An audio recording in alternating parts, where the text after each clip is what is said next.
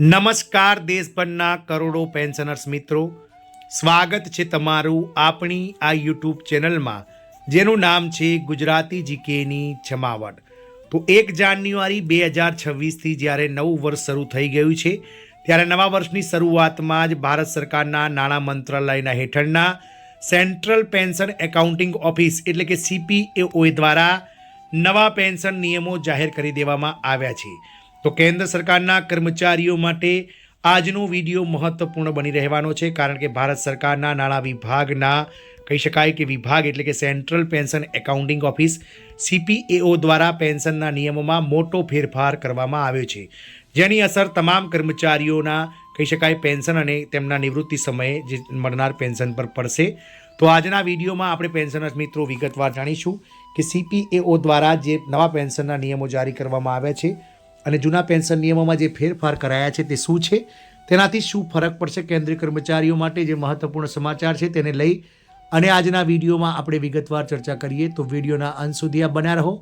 જો ચેનલમાં આપ નવા સબસ્ક્રાઈબર હોય તો કર્મચારી મિત્રો પેન્શન અમારી ચેનલને સબસ્ક્રાઈબ કરવાનું ભૂલશો નહીં. તો પેન્શન નિયમોમાં મોટો ફેરફાર કેન્દ્રીય કર્મચારીઓ માટે મહત્વપૂર્ણ સમાચાર છે.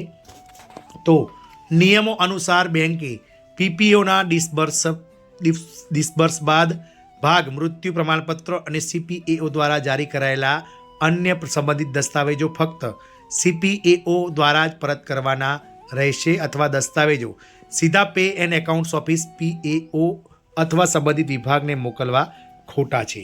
તો આઠમા પગાર પંચની વાત કરીએ તો પેન્શનર્સ અને તેમના પરિવારોના હિતમાં એક મહત્વપૂર્ણ પગલું ભરતા કેન્દ્ર સરકારે પેન્શન સંબંધિત દસ્તાવેજો અંગે નવી માર્ગદર્શિકા નવા વર્ષની શરૂઆતમાં જારી કરી છે.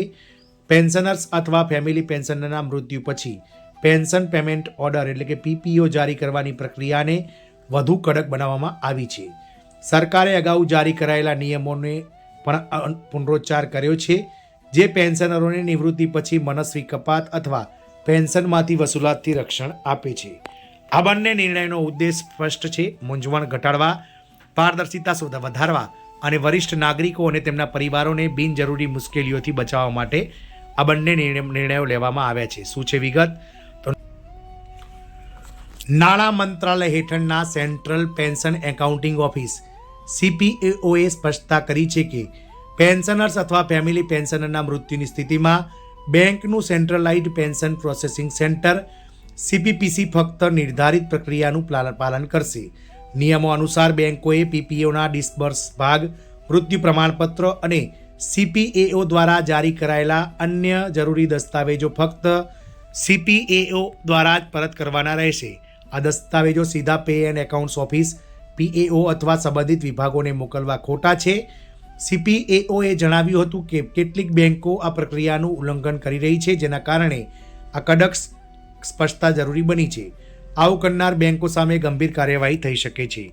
પેન્શનરો માટે પણ મોટી રાહત. તો આ નિર્દેશ ટેકનિકલ લાગશે, પરંતુ તેનો સીધો ફાયદો મૃતક પેન્શનરોના પરિવારોને થશે. યોગ્ય માધ્યમથી PPO પરત કરવાથી ખોવાયેલા દસ્તાવેજો, વિલંબ અને બિનજરૂરી મુશ્કેલીઓ ટાળી શકાશે.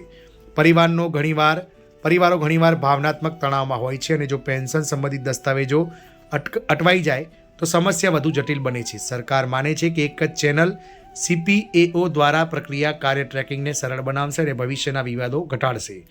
સરકારે પેન્શન કપાત અને વસૂલાત અંગે પેન્શનરોને પણ નોંધપાત્ર રાહત આપી છે. પેન્શન અને પેન્શનરોના કલ્યાણ વિભાગે સ્પષ્ટતા કરી છે કે એકવાર પેન્શન અથવા ફેમિલી પેન્શન અંતિમ સ્વરૂપમાં આપવામાં આવે પછી સ્પષ્ટ કારકુનની ભૂલ ન થાય ત્યાં સુધી તેને ઘટાડી શકાતું નથી.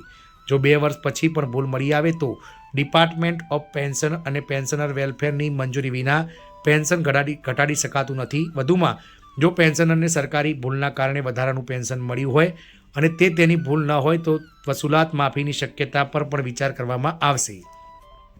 જો વસૂલાત જરૂરી હોય તો 2 મહિનાની નોટિસ આપવી આવશ્યક છે અને કપાત હપ્તાઓમાં કરવામાં આવશે, એક સાથે નહીં. એકંદરે આ સરકારી પગલું પેન્શનર્સો માટે નોંધપાત્ર રાહત માનવામાં આવી રહી છે. આમ નાણાં વિભાગના જે કહી શકાય કે મંત્રાલય હેઠળના central pension accounting office CPAO દ્વારા નવા વર્ષની શરૂઆતમાં જ આ મોટા 2 ફેરફારો કર્યા છે, જેમાં PPOના ડિસ્બર્સર્સ ભાગ, મૃત્યુ પ્રમાણપત્ર અને CPAO દ્વારા જારી કરાયેલા અન્ય સંબંધિત દસ્તાવેજો હવે ફક્ત સેન્ટ્રલ પેન્શન એકાઉન્ટિંગ ઓફિસ દ્વારા જ પરત કરવાના રહેશે. અને કોઈ પણ રીતે મોકલેલા જે છે તે દસ્તાવેજો ખોટા છે તેવી જાહેરાત કરાઈ છે. જય હિન્દ, અસ્તુ.